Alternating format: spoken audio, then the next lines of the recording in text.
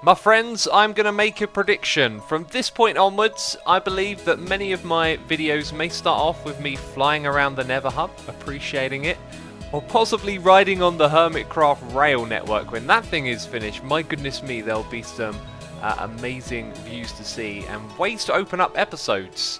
And we're opening up this episode, so welcome back to another one. How are all of you doing? I hope you're having a great day. I am in a really good mood. It's the morning and I've been doing a little bit of stuff just in between episodes. I really like it when I get a moment to just come on here and play and not think about recording. And I've gotten some things done. Up the top here you can see carpets on the ground. So this place looks so much nicer and there isn't stuff spawning here. We also got a little bit of concrete going around the top. We're going to be ready to work on this in this episode, I think, and try and get the blood moon effect up there finished. Now, Impulse has been working on one of the tunnels. This is the south tunnel. Let's just confirm it goes in that direction. I put the S up here, by the way. It's a bit ugly. I might change it to quartz or probably birchwood. There's also an S down here on the ground. So the idea is we're going to have one tunnel going in each direction and the other things connect to it. So we've got this fast moving thing in the middle. Then there is an opening to get to the goal. Oh, goodness me.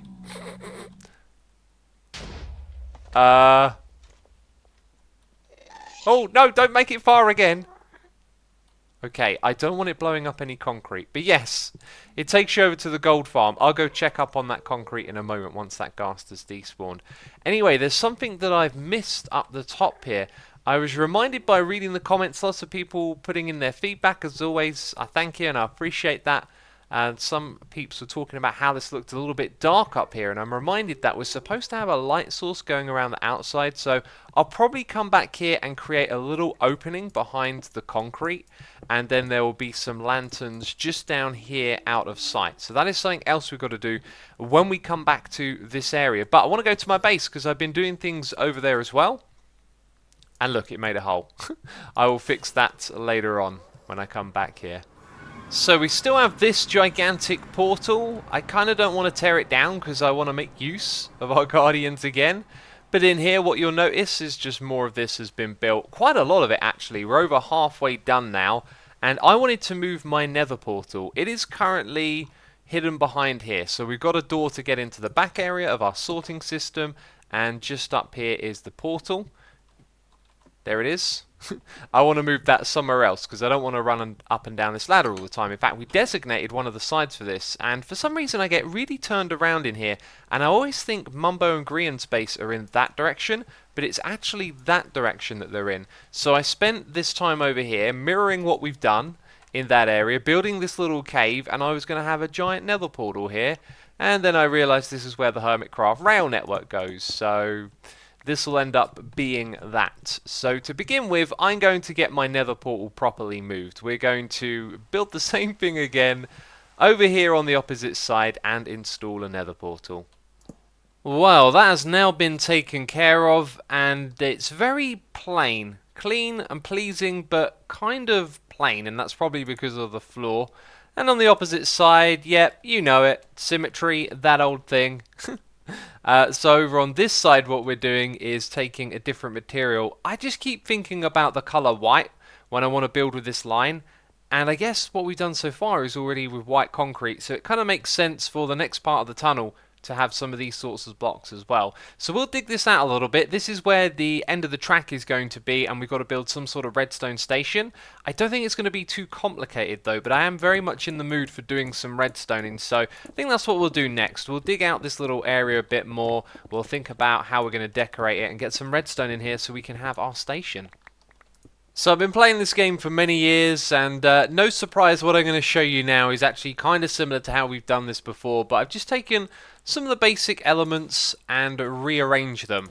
So we have a cactus for destroying the minecart when it comes in. It's just occurred to me that I don't know what way around this is going to be oriented, so it might be that the incoming lane is on the opposite side, and this should be really easy for me to change, so let's not worry about that. What we need is a dispenser and a hopper. The dispenser is going to face upwards somewhere around here, and then the hopper is going to go across from there. So when you arrive on a minecart, it's going to break on the cactus, go straight over here, so when you leave there is already a minecart in the system. So we're going to need a powered rail there, And I don't know why I've only given myself 2 of these. I guess it's because on the opposite side we're going to have different types of rail. Probably going to use bone blocks underneath these. So as I'm building now, I will switch and change and all of that stuff. Anyway, we've got a detector rail and an activator rail. The activator rail is going to eject the player from the minecart, and then the cactus is going to destroy it. And the detector rail is going to create a small signal. All we need is 1 piece of redstone dust. So when a player comes in from this direction, they will get ejected and the minecart will go into the cactus. So I'm going to give that a quick test. Let's put that there so those are powered and grab a minecart. Okay, let's plop this thing down and jump into it quickly. In it goes to the cactus and I picked it up, which I guess is a thing that can happen. And I picked it up again. And again. Jeez, am I just going to pick it up every time? The hopper should really pick that up. It is because the hopper is locked, so we need a slab there. I hope that that works. Let's put a minecart in. Now it doesn't actually... Well, here's the thing. Do we even need that rail? Because the minecart breaks with the player in as well. Yep, there it goes. That would also mean that we don't even need this one here. So it's even simpler than I thought. I guess I forgot that that's how it works. The cactus breaks it with the player in. So anyway, the minecart will then make its way over here to this dispenser, and with a few ingredients that I have on my hotbar, we can quite simply wire up a clever little system for getting this next bit to work. So below this block, which will be powered by the pressure plate when the player stands on it, we have these blocks. That needs to be set to 2 ticks. Then we're going to need a block here, piece of redstone, and on the side here we're going to have a redstone torch. And then we're going to put a block above here. So that rail is powered, but it's not going to be powered when we stand on this pressure plate because the torch is going to get turned off. And then a moment later that repeater is going to turn on and it's going to activate a minecart. Now I could just stand here. You know, I can do whatever I like, but when I get in there, it's going to unpower it and that's going to power the rail. And yeah, off I go. And now I'm just going back and forth. Oh, there we go. That's the station. We're going to add a little bit of tech here. I am not sure if I'm doing this correctly. No, I am. We're going to put a block there, right? So this thing can power the redstone down below. And then we're going to put that there. And this kind of isn't really ready for what I want to show you yet. Okay, so what happens if I step on the pressure plate and then change my mind? The minecart's going to go off on its own, but as you can see, it gets stuck over here. This is something that I saw on Sefling's channel. I thought it was really cool. Originally, I actually used something like this to do the initial setup that I had over here, but now we've realized that, of course, we don't even need anything fancy in that spot. Now, let's do it again, but this time I'm going to sit in here. You'll see that I get to continue going. Well, I should do. Why did that not work? You know, this just isn't working, and I think it might be a server thing, latency and all of that. With any of these settings, it's not working. That's slightly alarming, actually, because the next thing I was going to say is we don't need it to do this, but what we need it for, we need it to work. I was thinking it'd be a good idea to have a little loop junction here, where we have another cactus, so if you accidentally set off a minecart and it goes off on its own, we can direct it back around again, so the minecart doesn't end up going down the track with no player in. So it works like this. That redstone dust can power the block and then the rail, so that powers it straight away. This kind of adds like a little bit of a delay to power it, so it's like a pulse extender. But the thing is, we don't actually want it to power a rail like this. We want it to change the direction of a regular rail like this when it's turning the corner. So if there is no player on it, it will go back round in a loop. So what you see right here now just needs decorating with a little bit of redstone, just a tiny bit over here. We can now power this rail right here if a player is inside of it going through. So if I step on the pressure plate and step off, our loop actually just comes back over to this side, right? That made the most sense, and because of the way the rail is positioned coming in, isn't going to be a problem. Now if I'm actually riding this line, it's going to send me straight over, and that is exactly what we wanted, and it's always fun to do a little bit of redstone, right? So our station is very clean and sanitary. We've got these iron blocks and bone blocks together with some pleasant lighting and some nice glass fixtures on the sign. So that's all ready to go. We'll end up with a tunnel design here going up to the water, and then from there we'll build an underwater tunnel. But before we get to the rail building, I need to head over to the Nether. There's actually a job that I forgot to do. And I am without a shadow of a doubt inside of the wrong portal. I have come through to the bit with the Guardians. Quick, let me out of here. Whew. Okay, I didn't want to die in there. You are making a lot of noise. Aha, been waiting to see this. We have our first miniature decorated portal. You can tell whose base that is. I don't think I even need to tell you whose base that is. Nice trick with the maps as well. Wow, they look so bright, right? Things will technically be able to spawn just there. I'll put some white carpets on that. Maybe Grian didn't realise. Okay, we'll have no pigmen in the Nether now. And I should probably check the top of that. But anyway, the reason that we're here is to check out the Blood Moon. It's not finished yet. And it looks a little bit dull and dark at the moment. And that's actually because we're missing some lighting up the top. So when me and Impulse first worked on this, one of the things it desperately needed was some lighting to come into this area. And we don't want to put any of it directly in the middle because it comes very visible. Obviously the lighting in the Nether is a bit dark and gloomy. It's actually around the outside here. So I think what we should do is just place it on top of the stone like that and leave a gap for the light to come through. When you're down here you can't even see the sea lantern. But you might be able to see the gap. So we may need some blocks behind it as well. So to make sure this is all hidden, each section basically needs to look like that. So when you're looking up from down below, there's nothing but black in this gap. And then that's going to allow the light through. If ever we want more light, we might as well remove that as well. Because it will still be hidden and then more light can flood in. But for now, we're going to do it like that. And that's probably not the most exciting of things, right? Okay, I'm moving the concrete around, I'm adding light in. We're also going to finish this thing off. And I think we're going to do that with some music and a time lapse.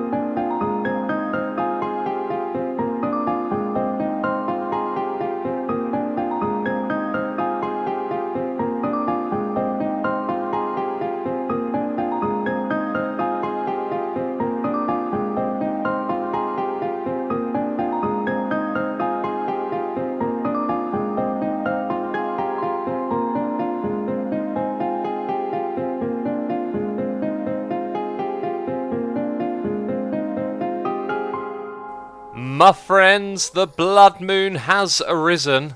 It is finished, as you would have seen from the time lapse, and the light around the outside has helped a fair bit. I want to drop down below and check this thing out. Alright, we're in fly mode, and what's the best way to see this? Look at that. That is kind of awesome. Not quite as awesome as what we did on the other server though. I think because we were in the overworld, the lighting made it look a lot more luminous. Here in the Nether, it's a little bit more gloomy, so the thing itself doesn't pop too much. But hey, it looks great. It's a blood moon. We got a blood moon on the server. We can't complain, right? And that is actually this project finished for now. So let's move back over to the overworld and work on our rail that is coming into our base. Alright, I've really been looking forward to this project, building the line, going underwater, and I've taken some inspiration from False Symmetry here on the server, who has built an underwater rail line already. This is going to look quite similar to what she's done actually. I've just followed the basic principles.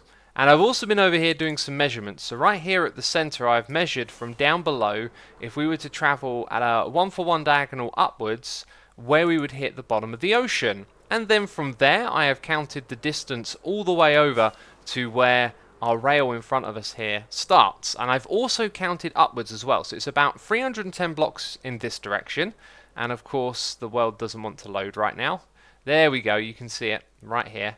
And then it's about 28 blocks of elevation, 28 steps of elevation I've called it, because all we're going to do is divide those numbers, right? Which gives us 11, but I'm going to round it down to 10 just in case I've made a miscalculation. So this means that every 10 blocks that we go across, we then build a ring 1 block lower than the last. So this thing is going to steadily slope down into the ocean and then eventually submerge all the way to where it will line up with our station just perfectly. So this is the design that I'm going with. At the moment it looks fantastic, right? I mean, it's pretty simple. It's basically the same materials we've used already. I've added these rings right here, and then I put in some slabs down the bottom there. That's to prevent things spawning in the middle. The dark prismarine is to let you know that it takes you to my base. We're going to color code the line a little bit. But speaking of that, we also need to put some red in here as well, because this is actually the red line itself, and the way that Grian did it was some stained glass and some redstone blocks. Now over here you can see I've been preparing loads of materials for this. We're going to end up using a bunch of glass, but first of all I just want to discuss how we're going to power the rails here. We could put a block on top of this, put a lever below it, or we could use a redstone block, which is red, to signify what line it is. The other thing I was thinking about doing as well was putting in some stained glass. Now this is where I think it gets ugly. You see, red and green are opposite colours. They are complementary colours in a way, but they don't particularly look that great together. And these two tones of colour I'm not really liking. I think I can tolerate having the redstone block on display, and maybe I'll come up with something else while I'm working on this, but of course we need the redstone power to power the rails, so it conveniently does that job as well. So we're not going to bother with having this in the middle, and because we've got slabs, nothing's going to spawn here. We're going to have rails in these blocks, that's fine. Up top we got quartz and light as well, so this stuff is going to be spawn proof. Now that is not where I was trying to put that glass block. Let's try that again on the side of the stairs. This is how I envision the glass going around here, just like that. Can lead around the corner, but you can see I haven't built this so far, and that's because I think it's going to look a little bit silly up here. I think if this thing went straight underwater, then it wouldn't look so bad, because it's going to gently slope down to the water. I don't think we should start the glass until we actually get to the water level. So that's when we'll first see the glass come into play. And I think I've considered pretty much everything I need to here, and now we can start doing some construction. 6, 7, 8, 9, 10. Okay, I don't think we need to go that far. And I remember counting about 25 blocks up, so I think we don't need these two pillars here. And then the one that we're looking at there is probably going to be the next one. So what I could probably do is count it up 1 block at a time from here. So that one can be 1 tool, then 2 blocks 2, although it goes down a little bit. But yes, we don't have to build these all the way to the surface, obviously. Your timing is terrible. Wait, did I just get shot again? Yes, I'm being shot. There's 2 of them! Wait, this one's a baby with a trident. You don't see that very often.